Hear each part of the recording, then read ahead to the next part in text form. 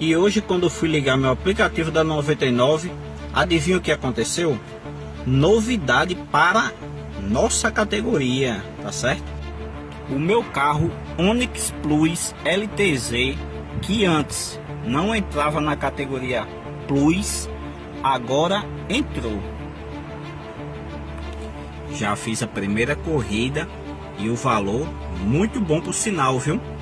Antes ele não entrava na categoria Plus, só era Comfort. Agora ele também está na categoria Plus da 99 Pop.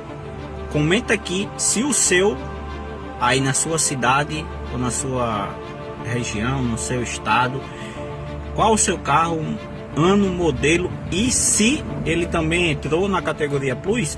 Deixa aqui no comentário para a gente ficar sabendo se mais pessoas apareceu essa mesma notificação.